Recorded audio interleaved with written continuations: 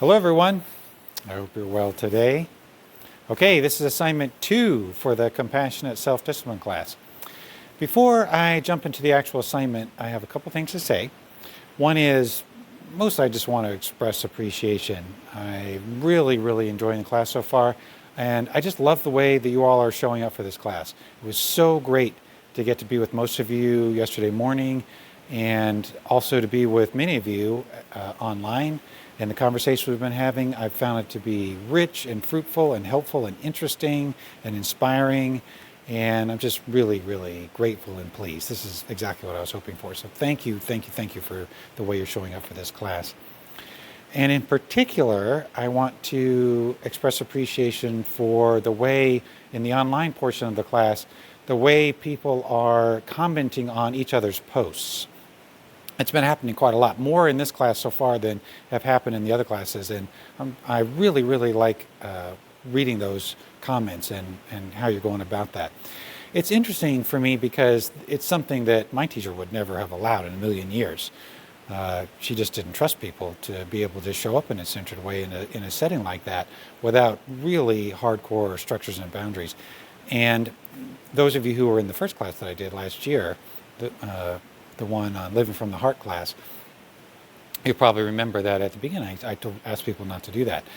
And then partway through the class I realized that just didn't feel quite right, and I opened the door, and some people took advantage of it in a way that was good. And so I didn't even say anything about it this time, other than putting some guidelines on there, asking people to just speak in terms of their own experience, not to give advice, not to use shoulds, and so be, in a centered sort of relationship with the person whose post it is as they comment. And it has been just really fabulous and kind of heartwarming, actually, to see that people have done that, have been able to do that, and it's great. And I feel like it adds a richness to the experience for folks, and that we can, so it's not just like me in basically a one-on-one relationship with other people with everyone else witnessing, but everyone can provide support and insight and encouragement and that kind of thing. So I really think it's great. If you have any feedback about that, if there's anybody out there who doesn't feel like it's great, who doesn't appreciate that for some reason, let me know, because I do want to have that point of view too. But at least so far, I'm feeling really good about it. So thank you for that. And then the last thing was, I just want to make sure people are aware there's an app that goes with the Mighty Networks platform that you can get. It's really easy to set up, and you can just go on the app, and then you can, on your phone, you can scroll through and see what people are writing about, so you don't have to get your computer out there. So just in case that's useful to you. Okay, so on to the assignment. So first off, I'm going to explain a little something to you, and then I'm going to ask you a series of questions, okay? So what I want to talk about, we've already started to get into this in the class already, but I want to go in deeper in terms of sort of what is driving these processes that we've been outlining. So we've mapped our, the processes of self-discipline and, essentially our lack of self-discipline.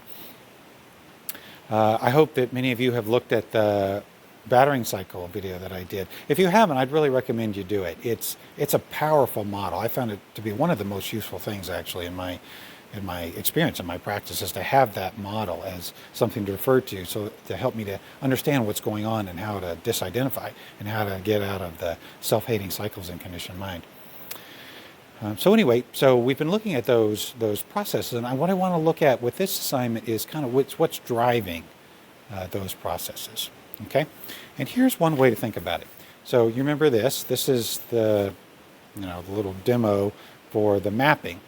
So there's all we go around and around in a circle. You guys have all mapped this, going around and around, and attempting to do what we want to do or avoid doing what we don't want to do, and then getting basically talked into the opposite.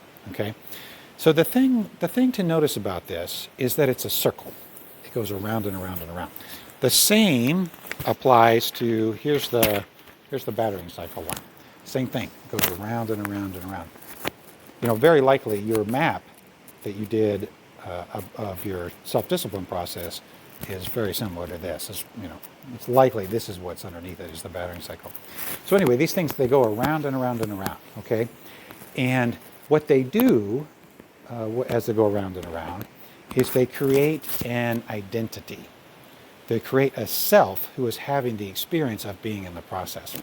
It's kind of like image I like. I don't know what you call them, but I've always called them like a dust devil.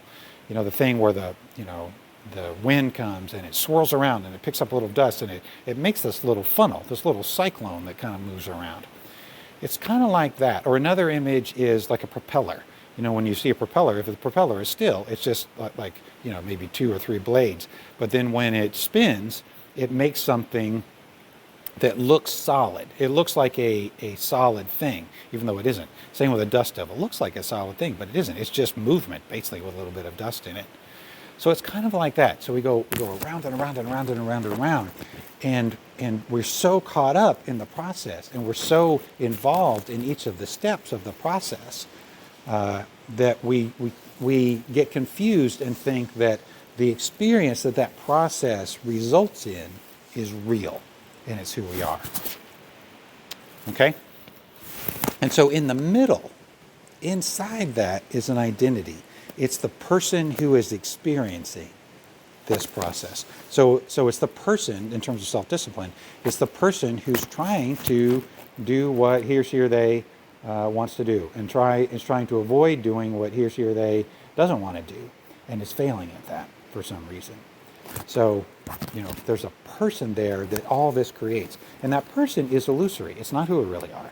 It is a made-up person. But this process creates and maintains that person. Okay? So let's explore that a little bit more deeply, if you're willing. So first off, what I want you to do is I want you to consider, what is the basic message that is being conveyed by this process? Now remember, this is, conditioned mind is orchestrating this process. It's doing this for a particular result. And the result is that we will believe something that's untrue about us. And that fundamental kind of core negative self-hating belief is what the entire conditioned system is built upon.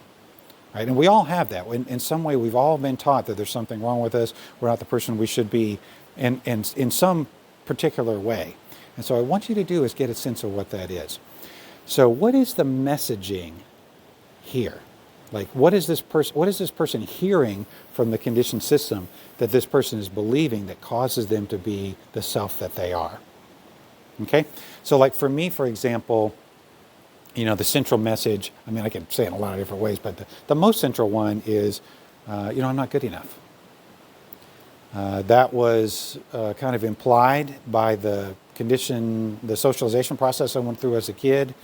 I'm just not good enough. I'm just, if I could just be better, if I could just be the person that I could be, then everything would be okay. But I'm not. Things are not okay, then that means I'm not good enough. And then other ways that, the messaging comes in is, you're a loser, you're no good, you're a piece of garbage even, stuff like that. Okay? So take what I want you to do right now. So I'm going to ask you a series of things and get you to pause the video and then take some time to write about it and explore it, and then come back to the video for the next question. So the first question is just that. Is like, what is the messaging? And see if you can get it into a simple sentence that's easy to remember, like, I'm not good enough, something like that. Okay?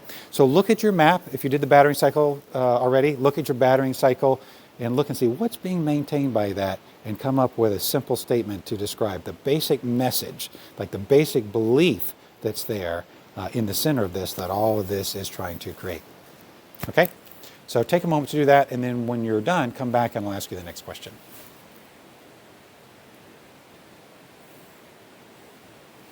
Okay, very good. Welcome back. Okay, now you have your message, and now what I want you to do is I want you to look through your life and take some time with this and really consider it. Look through your life and consider, what have you done in your life to preserve that message, to maintain it and make it seem real to you? Because, of course, it's fictional. It's not true at all. It's just something we're taught to believe that is not real. So we have to, all of us, have to work to create and maintain it and make it seem real. So, for example, for me, there's just countless ways. There's all the little ways, like every time that I make a promise to myself and then not keep that promise, then the conclusion is, see, there you go. I'm just a loser. I can't do it. I can't be counted on or whatever. Every time that so some of the stuff will be on a kind of a small, mundane level like that. And some things will be a lot bigger. Like for me, especially before going to the monastery, I sabotaged a lot of things. So I would avoid positions of responsibility, and that also maintained it because I was believing, okay, I'm not good enough. I'm a loser. Another one was, I'm inadequate. I'm incompetent. Those are also parts of the messaging and part of the identity that was created. And so I would, I just wanted a job like digging ditches or something, something that's going to keep me from having to face the supposed fact that I am incompetent, a loser, and no good, and all that kind of stuff. And so even making those choices maintained it. If I ended up in a work situation, which happened occasionally before I went to the monastery, and then happened a lot once I got to the monastery, where I was being asked to do more than I thought I was adequate to do, then I would sabotage it. And I could, there's some good stories that I'm going to practice restraint and not tell you the stories right now, but there's some, stories from the monastery where, I'm involved in this thing that was complex, expansive, for me, really carried me potentially beyond my sense of my own inadequacy. And I would be totally successful and then would throw in some little thing to screw it up right there at the end so that I got to maintain this idea that I'm not good enough. Stuff like that. Just quitting, running away from relationships because I felt like I wasn't good enough and didn't deserve to be happy with a woman. Quitting jobs for the same reason. It just goes on and on and on. Okay? So look for you. So what have you done in your life to create and maintain this? And don't forget, there's a negative and a positive side of this, okay? Everything I just said is on the negative side. But there is the positive side too. So we take in these messages, I'm not good enough, and we'll either, the majority of people will just kind of accept that and just set about proving it in the way that I described. But other people will take the opposite tact, and they'll try to prove that that's not true. So they'll try to be like super successful or get a big pile of money or have the best looking partner or, have lots of stuff that they can show off or whatever to try to prove that the thing that they believe about themselves is not true and real. And of course, they still believe it. If they didn't believe it, they wouldn't be doing all that stuff. But it's sort of kind of on the kind of positive side of dealing with it instead of the negative side. So look on it on both sides because you're maintaining it. Like if you're somebody who has decided to make a big pile of money to counterbalance this idea that you're no good, then that creates and maintains that idea just as much as anything on the negative side. Okay? All right, so take a few minutes to explore that and get specific. See if you can remember specific times when you did things to maintain that identity in one form or another.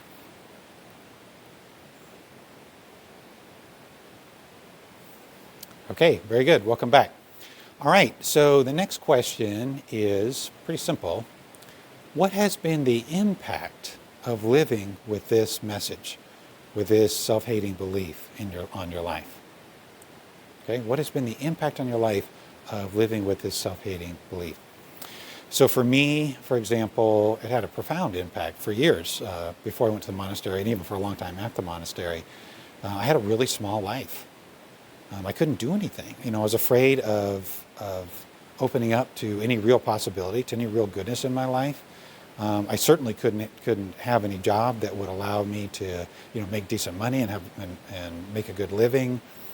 I couldn't allow myself to have a good relationship with, like an intimate relationship with a woman, or even, good other kinds of relationships too. And, what I did in order to kind of cope and survive was I just went and hid in the woods, or later on it was out in the desert, to try to get some kind of space for myself where I wouldn't have to deal with this message that I was carrying around in my mind. And of course it didn't particularly work because the message went with me because it was in my mind, but that's what I tried to do. So let me actually make that question two parts. So what has been the impact of having that message? And then what did you do in order to deal with the impact? Okay, so I ran off and hid out by myself. What have you done in order to deal with the impact of that? Okay, so if you take a little time to work on that.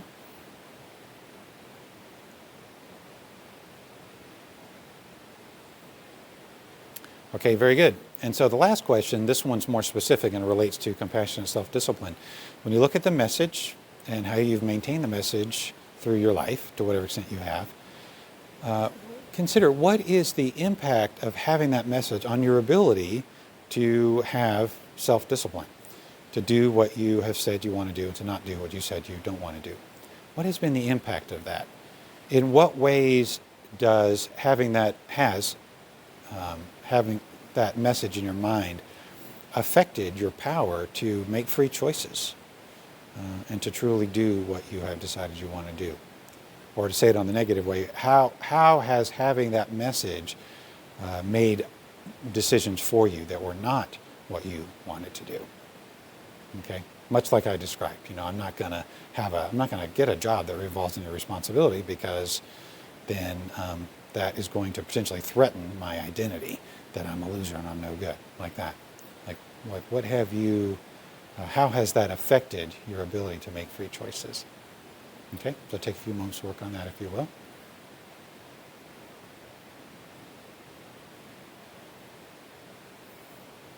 Okay, very good. So once you've worked that out, if you are willing, it'd be great if you shared about that in the class. I think what we're going to find is we all have done very similar things. Different forms of it, but we've all done very similar things in order to survive, and that we have similar messages. And we've done similar things to survive similar messages that we all carry. So we'll see. We'll see if that turns out to be the case in the class. Okay, and so that's for right now. And so ongoing, this is for the course of the week. I want you to be paying attention to this. I mean, keep up with your compassion self-discipline sort of project for the month. Whatever you're doing, whether it's screens or procrastination or health and fitness or whatever, keep on practicing compassion self-discipline. And for this week, I want you to focus also on the negative self-talk that is coming up in your mind. Okay? I want you to observe it and watch it and be aware of it when it's happening. And in aid of that, it would be great if you're willing to write it down. So you might carry like a little notebook around with you, or something I've liked to do in the past is just take an 8.5 by 11 piece of paper, fold it up into 4 so it'll fit in my pocket. And then I have, I can open it up, I have different surfaces to write on. So as you go through your week, whenever this is convenient, whenever you're not involved in some kind of complex work situation or whatever, or family situation, pay attention. Just consciously, intentionally turn your attention to your mind and be ready for whenever any negative self-talk comes in about you. So this is stuff that conditioned mind is saying about you, the self-hating kind of messaging that's coming in, and write it down. You're a loser, you're no good, I can't believe you did that. What? Again, you're going to wear that? You look terrible, everybody hates you, whatever. You screwed that up again, whatever it might be. And just take some notes, okay? And what we're trying to do with this is bring increased awareness to the self-hating aspect of our conditioned mind, okay? Because that's the thing that's controlling all this, I think, what you'll find. And if you write it down on a paper, you'll get it out of here, and you'll get it out here where you can see it, okay? And so just over the course of the week, just keep noting it. If you want to throw in a report occasionally into the class, it'd be great. Here's what I'm noticing so far. Here's what it's saying to me, or whatever you're noticing about that. That would be fabulous. Okay? And I get it that these things are challenging to look at and not a lot of fun to look at in some ways, but it's important. Okay? It's really, really helpful. We have to see what's going on if we're going to escape and be free from what's going on. And so, if you feel a little resistance because this feels hard or it feels ugly, or sometimes people have, a resistance to negativity, like they don't want to do negative things. They only want to do positive things. See if you can let that go and really focus on this and bring awareness to this for yourself, so you can really see what's going on in terms of the self-hating talk in your mind. And then, after this, we'll be moving in the class. We'll move into things that are, kind of maybe more fun to practice with and more fun to see. Okay, there you go. There's your assignment. Thank you very, very much. Really appreciate, again, the way you're showing up for that class. Take care of yourselves. Be well. I hope you have a beautiful day, and I look forward to seeing you in the class.